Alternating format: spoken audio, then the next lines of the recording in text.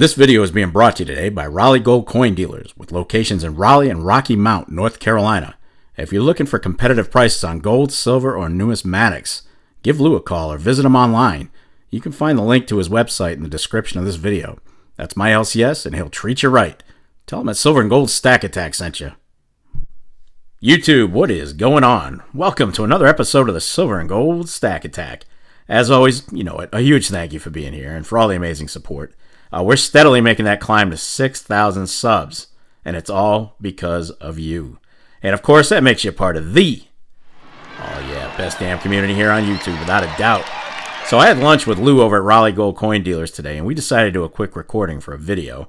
It went pretty well, but of course, as soon as we started recording, he had some customers come in.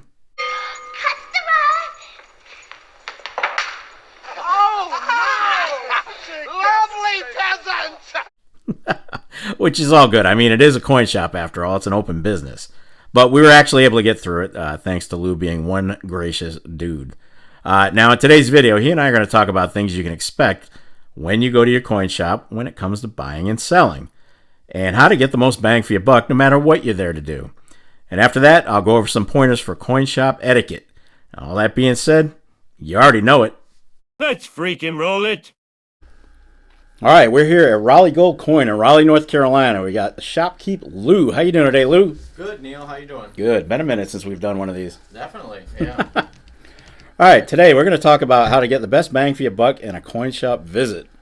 So we're going to start off from a new seller standpoint. So Lou, I'm a new seller. I've got I want to buy. Everybody's buying silver and gold. I have no idea what I'm doing. I'm in your shop. What kind of advice do you give me as a new buyer? As a new buyer, so you're looking to buy silver and gold. Yep. Well, I mean, of course, you're going to ask. I'm going to wonder, are you wanting old gold or new gold? Are you wanting anything that's numismatic, that has numismatic value, or you just want to get the best gold you can for the money and the best silver, most amount? So you could start with that, with the 100-ounce silver bars or something, depending on how much you want to spend. Mm-hmm. How much are you looking to spend? If it's a small amount of money, then it's just going to be 90% and things like that to start with. If you're looking to spend more money, then it would get into 10-ounce bars, 100-ounce bars, or rolls of silver eagles or Canadian maple leafs or things like that, depending on what you're looking to sell. Yep. Or what you're looking to purchase, actually. So what would you recommend if I was looking for weight? What would I buy from your store if I was just looking to add some weight? If you're looking for weight, I mean, probably right now 90% is a really good way to go, which is, coins that were made in America 1964 and before. Constitutional silver, they call it. And you're going to get a lot of weight for your money, and you're going to get plenty of silver that's easily recognizable by anyone. That's probably a good way to go. It probably wouldn't hurt to throw in some 1-ounce, 5-ounce, or 10-ounce bars if you like them. You could take a look at them and so generics. Decide from there, but it's more generic type of stuff. And stay away from the MS-70 Silver Eagles if you're not wanting to get things. If you're not wanting numismatic products and things like that, then you'd want to stay away from the MS-70 type of stuff. Yeah, so avoid the slab bullion for sure. Correct, yeah. Yep. All right. Hey, how are you? So let's say... yeah, can you give me just 5 minutes? Take your time, yeah, sure. We picked a tough time. Yeah. Yeah, we're going to get through this real quick. So as a seller, as a buyer, that's what you would recommend. You recommend going for weight. What if I've got $1,000? I want to really get into this thing. What kind of silver would I buy for that? Yeah, that's what I'm saying. If you wanted to buy some silver and stuff for $1,000, I think that would lock you right in good with mainly 90%. That may be the easiest way to go.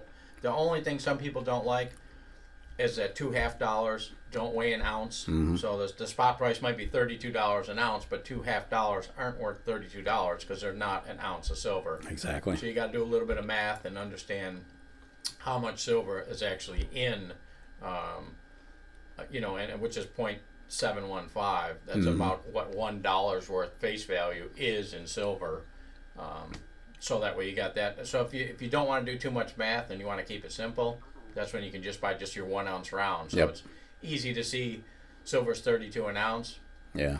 You're buying silver rounds, you're probably going to pay a little over, maybe $34 or something. but it's pretty easy to understand why you're paying a little bit extra for the manufacturing cost and stuff. And, and it's a good place to put your money. And if silver goes up, doubles, something like that goes up much higher, then you'll be making money on your money, and there you go. Not having the Federal Reserve notes go down. Now, do you recommend numismatics for a newbie? Not for a newbie. Right. I love numismatics. And numismatics is a lot of fun and great to get into, but it takes a lot more studying and understanding what you're really doing. I mean, you could get into copper, and a numismatic copper would be 09 SVDB penny, and it's not worth anywhere near the few pennies of copper it is. It might be worth $1,000 for this penny, but it's a real rare penny that a lot of people would collect. But if you're new to it, there's too much to learn and understand before you jump into something like that. All right. So if you're a newer stacker, definitely stick with the weight. Establish your stack first, and then move on to something more interesting if that's how you feel. Correct, for sure. All right. So real quick, because we've got customers coming in and out. Let's flip the script a little bit. I've got a bunch of silver from Grandpa. Some Silver Eagles, some generics, some bars. I want to sell. How do you recommend we go about that?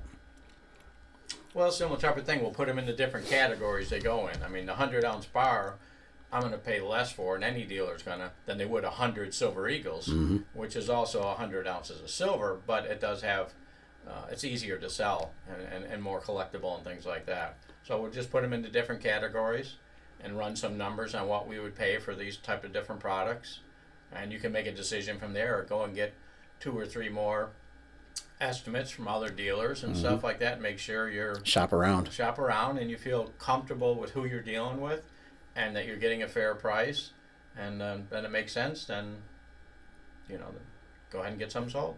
There you go. So judging from my experience, you were pretty much my first coin shop. So you were pretty patient with me. I had a bunch of questions back in the day, and always appreciated that. Always appreciated that, and that's why you still have me as a customer to this day. I love coming here. Well, I appreciate it, Neil. Thank you for your time. So that's we're at Raleigh Gold Coin in Raleigh, North Carolina. Lou is the shop owner.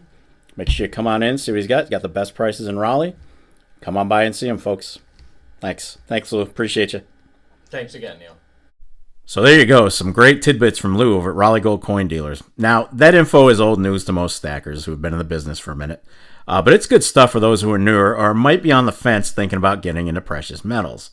Now, as far as a coin shop visit goes, let's add a couple of etiquette points. Number 1, do some research if you're new. Try to know and understand what spot price is before you go. It'll help. Number 2, have an idea or at least an outline of a plan. Coin shops can get busy, and while a good number of them, like Lou, have the patience to walk you through some ideas, their time can be limited, guys. Help them out by having a semblance of a plan, a budget, and what you'd like to get into. For example, let me give you one. When I was thinking about getting into silver, I did a bunch of research, and however I did, but I came to the conclusion that I wanted to stack a mix of Canadian maples and generics. I figured maples to be a great value, so I had a plan going into the shop for my first visit.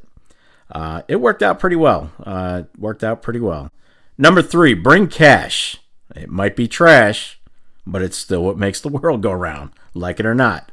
And the dealer will appreciate you for it, because as the day goes on, he might run out of it, making it tough to make change or forcing him to accept a debit card, PayPal, or some kind of similar app, which can incur fees for the shop. And number 4, respect the shop's time. We all love to talk about metals, but even if the shop doesn't have customers, it's a good possibility they may have online orders and such that they need to fill and mail out. Respect their time. All right. There you have it, guys. Now, I certainly didn't cover everything involving a coin shop visit, so feel free to hit the comments below and share any tips you may have yourself. You guys know I love going through them, so make sure you sound off. And that's going to wrap it up for this episode of the Silver and Gold Stack Attack. And if you made it this far, well, kudos to you.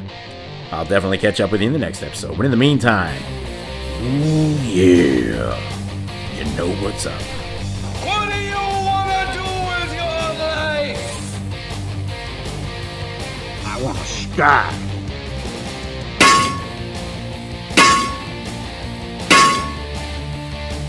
Damn right. Get stacked.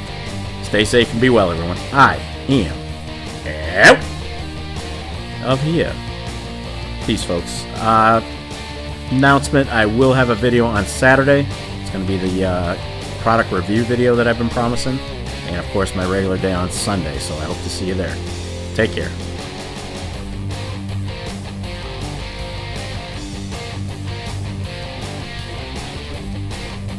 You're still here?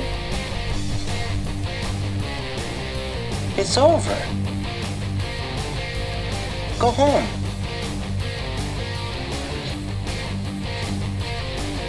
Go. Oh, yes. And what was that beginning, middle, and end part again?